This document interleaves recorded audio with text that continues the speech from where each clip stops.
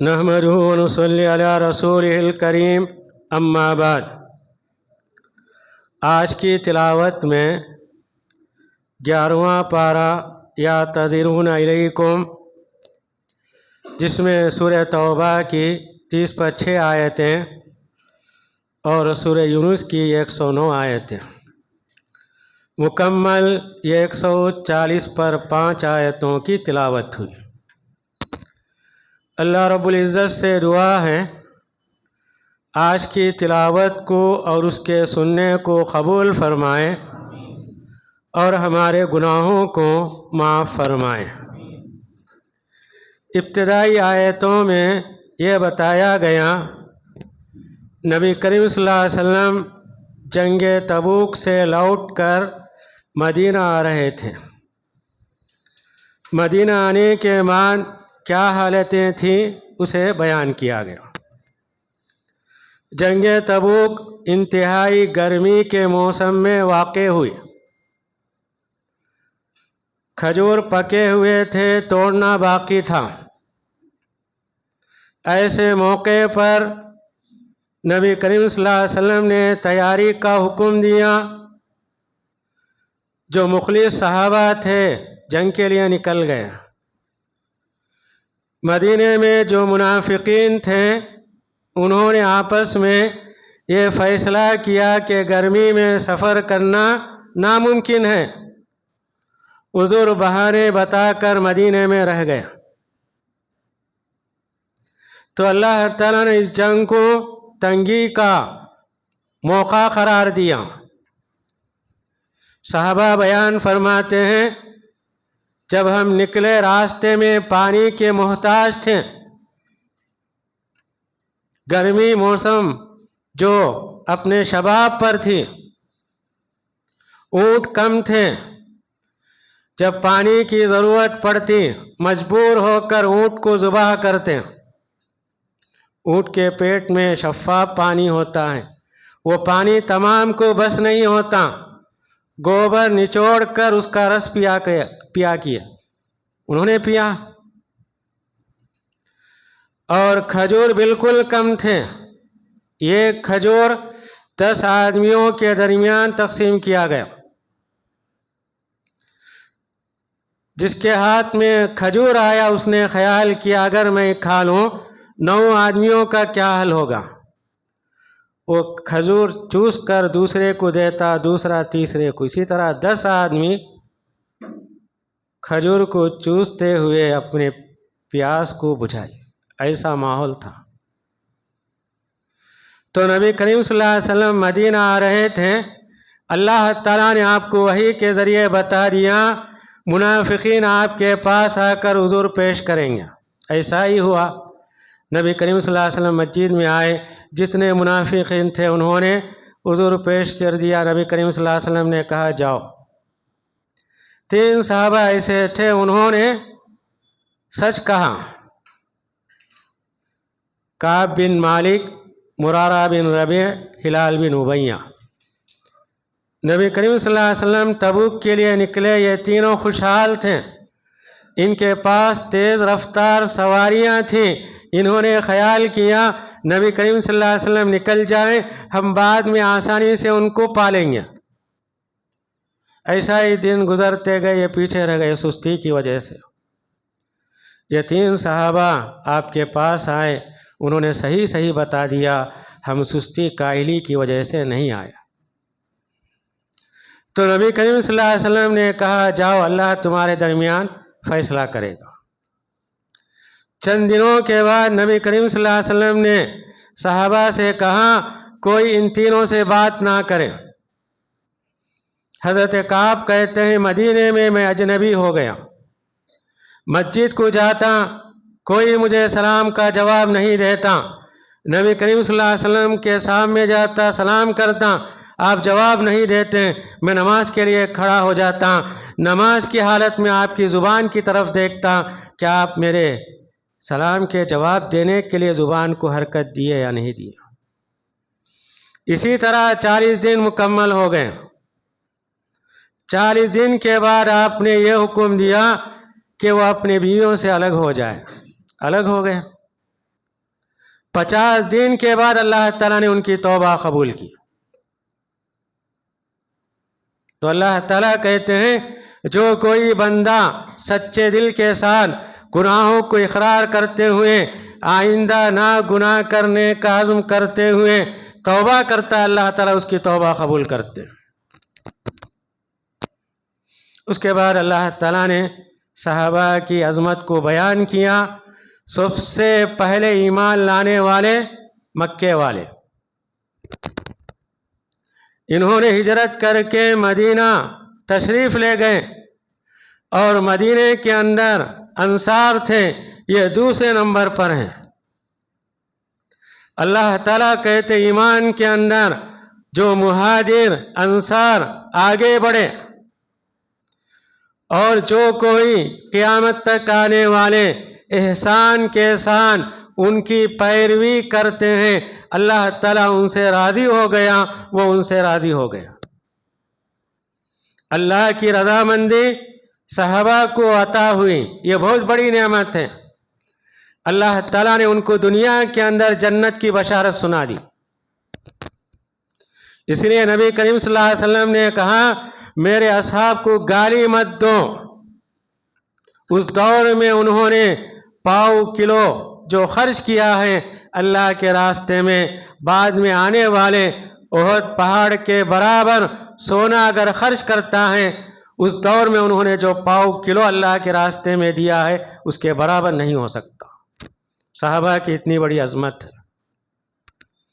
پھر اللہ تعالیٰ نے بتایا نبی کریم صلی اللہ علیہ وسلم کو تمہارے پاس جو زکوٰۃ صدقات کے مال لے کے آتے ہیں ان سے وصول کر لو، ان کے مال کو پاک کرو، ان کے لیے دعا دو، کیونکہ آپ کی دعا ان کے لیے سکون کا ذریعہ ہے.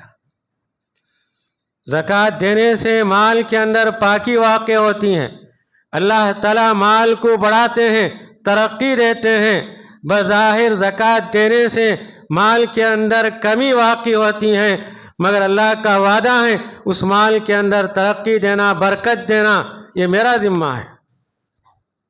دنیا کے اندر تب سے لے کر آج تک قیامت تک زکوٰۃ دینے والے یہ دعویٰ نہیں کر سکتے میں زکوٰۃ دیتے دیتے فقیر ہو گیا. زکوٰۃ دینے والا خوشی کے ساتھ دیتا ہے، اسے اللہ پر ایمان ہوتا ہے کہ اللہ تعالیٰ نے جو مجھے مال دیا ہے اس مال کے اندر دوسروں کا حق ہے، اگر میں اس کے حق کو ادا کرتا ہوں اور مجھے نوازنے والا ہے. اس کے بعد اللہ تعالیٰ نے مدینے کے اندر منافقوں نے ایک مسجد بنائی. مسجد کا نام مسجد ضرار، نقصان والی تکلیف والی مسجد. نبی کریم صلی اللہ علیہ وسلم مدینہ آنے سے پہلے ابو عامر نامی ایک آدمی تھا، خزرج کے اندر اس کا اونچا مقام تھا، بعد میں عیسائی ہوگا. تمام لوگ اسے اپنا سردار مان رہے تھے. نبی کریم صلی اللہ علیہ وسلم مدینہ آنے کے بعد آپ نے اسلام کی تبلیغ کی، سارے لوگ آپ کے اطراف جمع ہو گئے. اسے یہ بات پسند نہیں آئی، مدینہ چھوڑ کے چلا گیا، مکہ گیا، سارے کافروں کو ورغلایا کہ مدینے پہ حملہ کرو. پھر روم گیا، وہاں بھی اس نے ورغلایا کہ مسلمانوں کا صفایا کر دو. تو اس نے منافقوں کو یہ حکم دیا مدینے میں ایک مسجد بنائیں. مسجد کا مقصد کیا ہے؟ اس مسجد کے اندر مسلمانوں کے خلاف پروگرام بنانا، مسلمانوں کے خلاف ہتھیار جمع کرنا. مسجد تعمیر ہو گئی. ان لوگوں نے نبی کریم صلی اللہ علیہ وسلم کے پاس آ کر کہا ہمارے علاقے میں کمزور بوڑھے لوگ ہیں، مسجد قباء نہیں جا سکتے ہیں، اس لیے ہم نے اس جگہ مسجد بنائی ہے، آپ نماز پڑھ کے مسجد کا افتتاح کر دو. تو آپ نے کہا میں تبوک کے لیے جاتا ہوں، تیاری کر رہا ہوں، تبوک سے واپس آنے کے بعد میں تمہاری مسجد میں نماز پڑھوں گا. تبوک کے لیے روانہ ہو گیا. جب تبوک سے واپس آ رہے تھے، مدینے کے بالکل قریب تھے، آپ کو وحی کے ذریعے بتایا گیا وہ مسجد ضرار ہے، نقصان دینے والی مسجد. مسلمانوں کو. تو نبی کریم صلی اللہ علیہ وسلم نے چند لوگوں کو بھیجا وہ مسجد کو گرا دے. مسجد کو گرا دی گئی. تو اللہ تعالیٰ نے کہا وہ مسجد زرار تھی اسی لیے گرا دیا گیا. اس کے نزدیک مسجد قباء ہے. اللہ تعالیٰ نے اس کی تعریف بیان کی. اس کی بنیاد شروع دن سے تقوی پر رکھی گئی. نبی کریم صلی اللہ علیہ وسلم نے کہا جو کوئی مسجد قباء میں 2 رکعت نماز پڑھتا ہے آج بھی اسے عمرے کا ثواب ملے گا. جتنے لوگ حج کو عمرہ کو گئے ہیں انہوں نے مسجد کو دیکھا ہوگا. وہاں جا کر 2 رکعت انہوں نے نماز ادا کی ہوئی, عمرے کا ثواب انہیں ملا ہوگا. تو اللہ تعالیٰ اس کی تعریف بیان کرتے ہیں یہ مسجد ایسی ہے جو تقوی کی بنیاد پر رکھی گئی. یہاں نماز پڑھ سکتے ہیں, یہاں عبادت کر سکتے ہیں. اور بھی اللہ تعالیٰ نے تعریف بیان کی قباء کے رہنے والے پاک صاف لوگ ہیں. عرب کے اندر پانی کی کمی تھی. اکثر لوگ پانی نہ ملنے کی وجہ سے طہارت استنجا پتھر سے لیا کرتے تھے. مگر قباء کا علاقہ پانی سے مالا مال تھا. وہ پانی سے طہارت لیتے تھے, پاکی حاصل کرتے تھے. اللہ تعالیٰ کو ان کی خوبی پسند آئی. اللہ تعالیٰ نے مسجد قباء کا ذکر کیا. اس کے بعد بتایا وہاں کے لوگ پاکی صفائی پسند کرتے ہیں اور اللہ تعالیٰ پاک صاف رہنے والوں کو پسند کرتا ہے. اس کے بعد اللہ تعالیٰ کہتے ہیں اللہ تعالیٰ نے مومنوں کے مال کو, جان کو جنت کے بدلے خرید لیا. ہماری جان ہمارا مال بک چکی ہے جنت کے عوض, صرف موت باقی ہے. اللہ تعالیٰ کہتے ہیں اس مال کا مالک, ہمارے جان کا مالک اللہ تعالیٰ ہے اور اللہ تعالیٰ نے اس کے عوض ہمیں جنت عطا کر دی ہے. اسی لیے مومن دنیا میں اپنے مال کی فکر نہیں کرتا. وقت پڑنے پر جہاد کے لیے اللہ کے دین کو بلند کرنے کے لیے نکل جاتا ہے. پھر اللہ تعالیٰ نے بتایا جو مشرک مر جاتے ہیں ان کے لیے مغفرت نہیں ہے. اللہ تعالیٰ خود کہتے ہیں ما کان للنبی, کسی نبی کو ان کے رشتہ داروں کو مغفرت کرنا جائز نہیں. نبی کریم صلی اللہ علیہ وسلم کو معلوم ہوا ان کے چچا ابو طالب سکرات کے عالم میں ہے, دوڑتے ہوئے آئے. اپنے چچا سے کہا ایک کلمہ اپنے زبان سے ادا کر دو, میں اللہ کے نزدیک تمہارے لیے جھگڑا کروں گا. وہ کلمہ کیا تھا؟ لا الہ الا اللہ. وہ کہنے والے ہوتے ہیں ابو جہل عتبہ وغیرہ جو کھڑے ہوئے تھے, انہوں نے کہا ابو طالب زندگی بھر تم باپ دادا کے دین پر تھے, مرتے وقت تم اپنے بھتیجے کے دین کو قبول کرتے ہو, یہ سننا تھا. انہوں نے کہا میں اپنے باپ دادا کے دین پر مرتا ہوں, اسی پر موت ہوتی ہے. تو نبی کریم صلی اللہ علیہ وسلم کو بڑا رنج ہوا. آپ کہتے ہیں میں اللہ سے دعا کروں گا جب تک اللہ تعالیٰ مجھے منع نہ کرے. دعا کرتے رہیں. اللہ نے آیت نازل کی کسی نبی کو, مومنوں کو یہ مناسب نہیں ہے کہ مشرکین کے لیے مغفرت کی دعا کرے اگرچہ کہ وہ ان کے رشتہ دار کیوں نہ ہو. تو نبی کریم صلی اللہ علیہ وسلم نے دعا کرنا بند کر دیا. اس کے بعد کی آیت کے اندر اللہ تعالیٰ نے یہ بتایا کہ ابراہیم علیہ السلام نے بھی اپنے والد کے لیے مغفرت کی دعا کی تھی. اللہ تعالیٰ کہتے ہوئے اس وقت انہوں نے دعا کی تھی جب کہ ان کو معلوم نہیں تھا کہ ان کا باپ اللہ کا دشمن ہے. جب ان کو معلوم ہو گیا کہ میرا باپ مشرک ہے, اللہ کا دشمن ہے, انہوں نے بھی دعا کرنا بند کر دیا. اس کے بعد اللہ تعالیٰ نے نبی کریم صلی اللہ علیہ وسلم کی تعریف بیان کرتے ہوئے کہا تمہارے پاس تمہیں میں سے ایک رسول آئے ہیں. اور اللہ تعالیٰ آپ کی خوبی یہ بیان کرتے ہیں تمہاری تکلیف ان کو گراں گزرتی ہے. نبی کریم صلی اللہ علیہ وسلم نے ہمارے لیے کوئی تکلیف کا عمل اختیار نہیں کیا. خود آپ نے کہا کہ اللہ تعالیٰ اگر مجھے 2 حکم نازل فرماتا مجھے حکم دیتا اس میں سے کوئی ایک حکم اختیار کر لو، میں اس کے اندر سب سے آسان اچھا حکم تمہارے لیے میں نے اختیار کیا۔ کبھی بھی نبی کریم صلی اللہ علیہ وسلم نے ہمارے لیے کوئی سختی کا حکم نافذ نہیں کیا، نہ ہمارے لیے منتخب کیا۔ مثال کے طور پر نبی کریم صلی اللہ علیہ وسلم نے کہا جو نماز مسواک کے ساتھ ادا کی جاتی ہے وہ نماز جو غیر مسواک کے ساتھ ادا کی جاتی ہے، دونوں کے ثواب کے اندر بڑا فرق ہے۔ پھر آپ کہتے ہیں میں نے اپنی امت کا خیال کرتے ہوئے مسواک کو ہر نماز کے لیے واجب نہیں قرار دیا، اور آپ نے کہا اگر میں ضروری قرار دیتا میری امت تکلیف میں پڑ جاتی، یہ آپ کی مہربانی ہے۔ تو اللہ تعالیٰ کہتے ہیں تمہارے پاس تمہیں میں سے رسول ایک آئے ہیں، تم کو تمہاری تکلیف ان کو گرا گزرتی ہیں، حریص علیکم، تمہارے لیے نیکیوں کے بڑے حریص مند ہیں، وبالمؤمنین رؤوف الرحیم، مومنوں کے ساتھ بڑے رحم دل مہربان ہیں۔ اس کے بعد والی سورہ یونس ہے، اس میں اللہ تعالیٰ نے کئی مضامین بیان کیے، اس میں سے ایک مضمون یہ ہے انسان جلد بازی کرنے والا ہے۔ اللہ تعالیٰ مثال دے کر کہتے ہیں جس طرح وہ بھلائی میں آگے بڑھتا ہے، جلدی کرتا ہے، برائی میں بھی آگے بڑھتا ہے، دعا کرتا ہے اللہ سے بھلائی کے لیے، جلدی جلدی مانگتا ہے، اس کی خواہش ہوتی ہے جلد پوری ہو جائے۔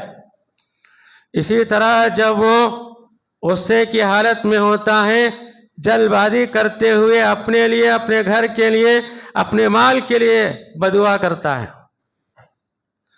تو نبی کریم صلی اللہ علیہ وسلم نے کہا کبھی بھی تم اپنے لیے، اپنے بچوں کے لیے، اپنے مال کے لیے بدعا مت کرو، ہو سکتا ہے وہ قبولیت کا وقت ہو، قبول ہو جائے، تمہاری کیا حالت ہوگی۔ اللہ تعالیٰ یہی کہتے ہیں کہ انسان جلد باز ہے، جس طرح بھلائی میں جلدی کرتا ہے برائی میں بھی جلدی کرنے والا ہے۔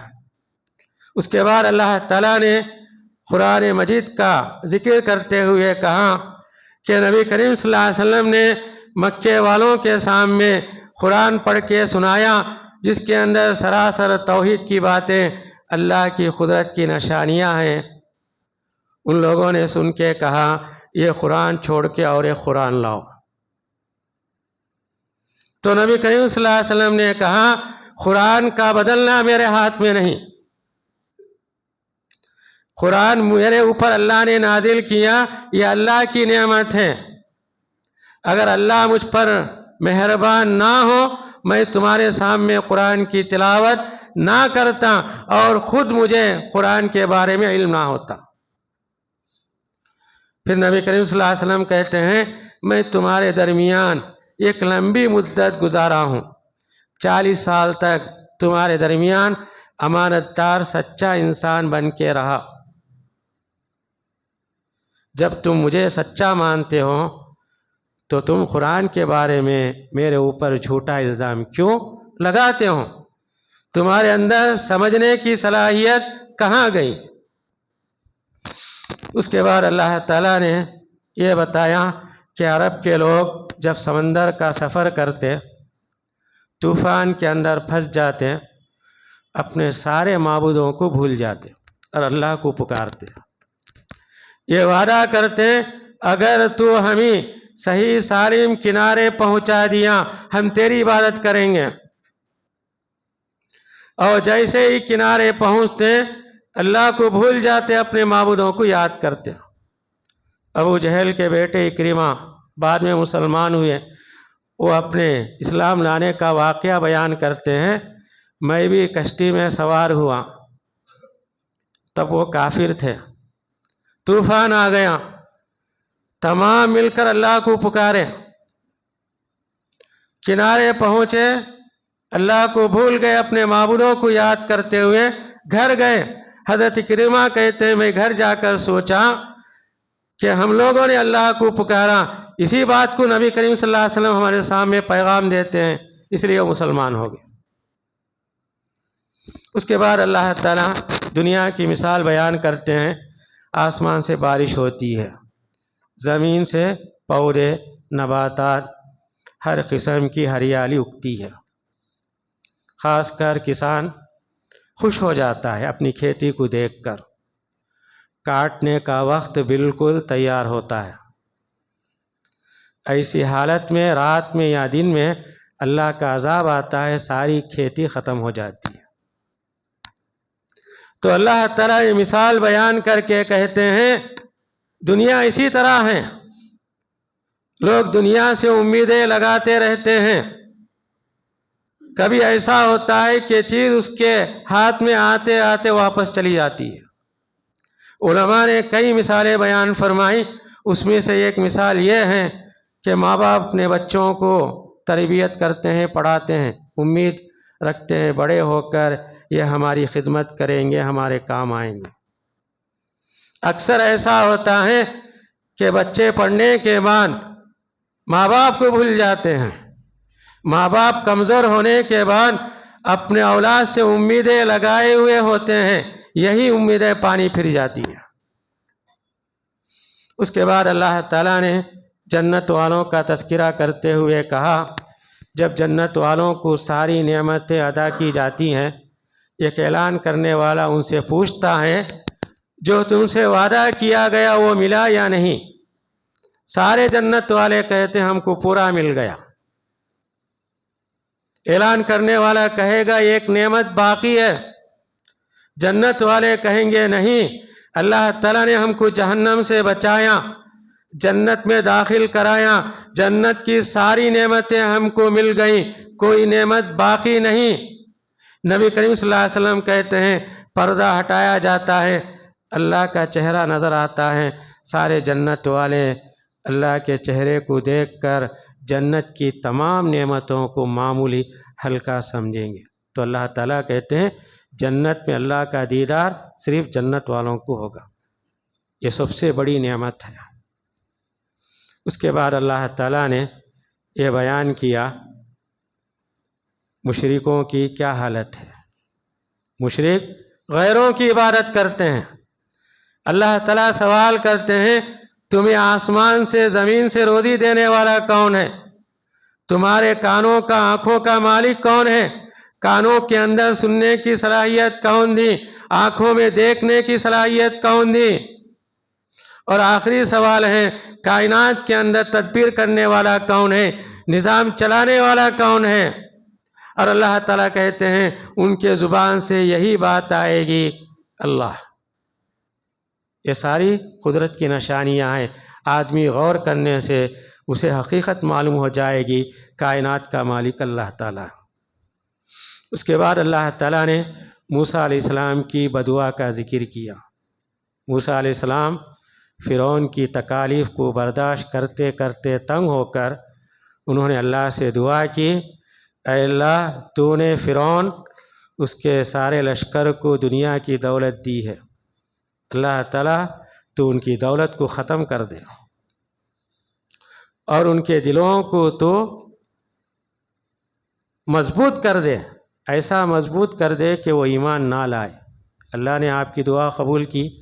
اس کے بعد اللہ تعالیٰ ذکر کرتے ہیں فرعون پانی میں جب ڈوب رہا تھا موت کا فرشتہ آ گیا، اس نے ایمان کا دعویٰ کیا اپنے زبان سے، مگر اس کا ایمان قبول نہیں ہوا کیونکہ موسیٰ علیہ السلام نے بدعا کی اے اللہ ان کے دلوں کو تو مضبوط کر دے، جب تک تیرا عذاب نہ دیکھے ایمان کا اظہار نہ کرے۔ موت کا فرشتہ فرعون سے کہتا ہے اب تیرے ایمان لانے کا وقت ہے، اس سے پہلے تو نافرمان تھا۔ اس دنیا کے اندر کتنے ظالم آئے، ظلم کرتے ہوئے کبھی بھی نہیں تھکے، جب مرتے ہیں موت کا فرشتہ آتا ہے ان کی ساری پریشانی وہی لاحق ہو جاتی ہے۔ اس کے بعد اللہ تعالیٰ نے سورت کے آخر میں یونس علیہ السلام کی قوم کا ذکر کیا۔ یونس علیہ السلام اپنے قوم کے پیغمبر تھے، انہوں نے اپنے قوم کے اندر تبلیغ کی، قوم والوں نے انکار کیا، یونس علیہ السلام ان کے لیے بدعا کر کے چلے جاتے ہیں۔ ایک اصول ہے جب تک پیغمبر کسی قوم کے لیے بددعا کرتا ہے جب تک اللہ کا حکم نہ آئے وہاں سے نہ نکلے۔ یونس علیہ السلام اللہ کے حکم آنے سے پہلے نکل گئے، کشتی میں سوار ہو گئے، کشتی حرکت کرنے لگی۔ اس دور کا قانون تھا کہ کشتی کے اندر نافرمان چڑھنے کی وجہ سے کشتی حرکت کرنے لگتی ہیں۔ قرآن اندازی کیا گیا، یونس علیہ السلام کا نام آیا، تمام لوگوں کو تعجب تھا، نیک آدمی یہ کیسے نافرمان ہوتے ہیں؟ 3 مرتبہ قرآن اندازی کے بعد ان کا نام آیا، ان سے کہا گیا کہ کشتی سے اتر جاؤ، کود جاتے ہیں، مچھلی کے پیٹ کے اندر چلے گئے۔ یہ ان کی حالت تھی۔ ان کے جانے کے بعد ان کی قوم کے اوپر اللہ کا عذاب آ گیا۔ قوم والوں کو احساس ہوا کہ ہم نے اپنے پیغمبر کی بات نہیں سنی۔ انہوں نے آپس میں مشورہ کیا کہ تمام کے تمام مل کر میدان میں جا کر اللہ سے توبہ استغفار کریں۔ سارے گاؤں والے یہاں تک کہ جانوروں کو لے کر میدان میں جا کر انہوں نے اللہ کے سامنے توبہ استغفار کی۔ جو عذاب آ رہا تھا واپس چلا گیا۔ اللہ تعالیٰ کہتے ہیں دنیا کے اندر ایک ایسی قوم تھی یونس علیہ السلام، ان کے اوپر عذاب آ کر واپس چلا گیا، مگر جتنی قومیں جن کے اوپر عذاب آیا کسی کا عذاب واپس نہیں گیا۔ تو اگر آج کی تلاوت کے اندر یہ چند اہم مضامین آپ کے سامنے پیش کیے گئے۔ اللہ رب العزت سے دعا ہے کہ اللہ تعالی ہم تمام کو قرآن پڑھنے، سمجھنے، اس کی تعلیمات پر عمل کرتے ہوئے اس کی تبلیغ کرنے کی توفیق عنایت فرمائے۔ والسلام علیکم ورحمۃ اللہ وبرکاتہ۔